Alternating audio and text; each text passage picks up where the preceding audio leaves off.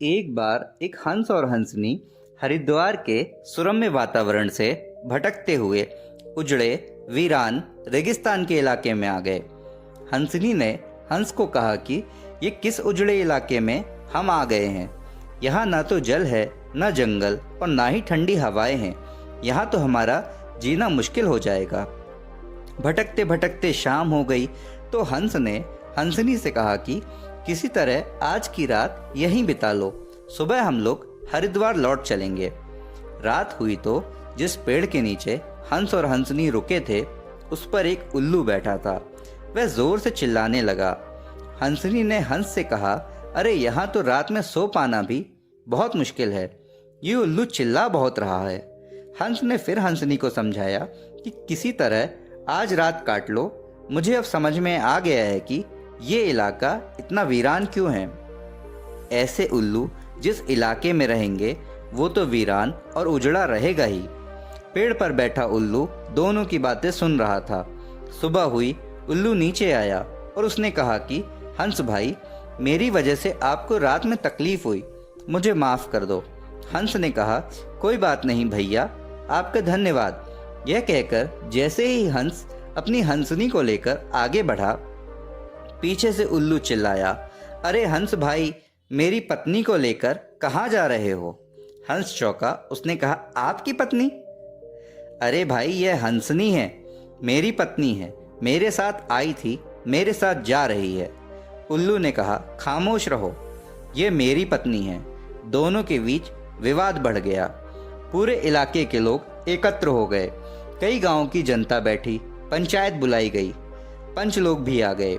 बोले, भाई किस बात का विवाद है। लोगों ने बताया कि उल्लू कह रहा है कि हंसनी उसकी पत्नी है और हंस कह रहा है कि हंसनी उसकी पत्नी है।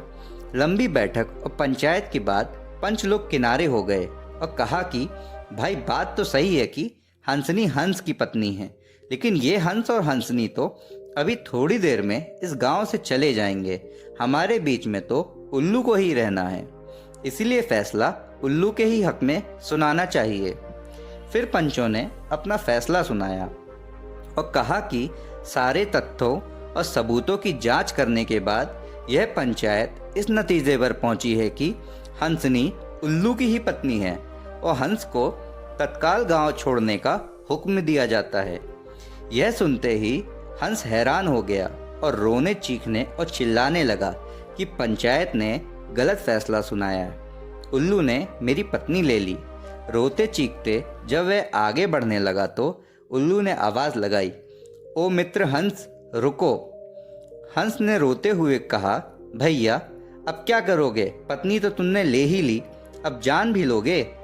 उल्लू ने कहा, नहीं मित्र, ये हंसनी आपकी पत्नी थी और आपकी रहेगी, लेकिन कल रात जब मैं चिल्ला रहा था तो आपने अपनी पत्नी से कहा था कि यह इलाका उजड़ा और वीरान इसलिए है क्योंकि यहाँ उल्लू रहता है।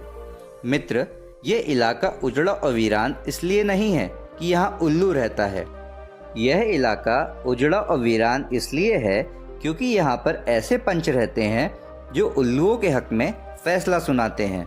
शायद इतने साल की आज़ादी के बाद भी हमारे देश की दुर्दशा का मूल कारण यही है कि हमने उम्मीदवार की योग्यता व गुण आदि ना देखते हुए हमेशा ये हमारी बिरादरी का है, ये हमारी पार्टी का है, ये हमारे एरिया का है के आधार पर हमेशा अपना फैसला उल्लुओं के ही पक्ष में सुनाया है।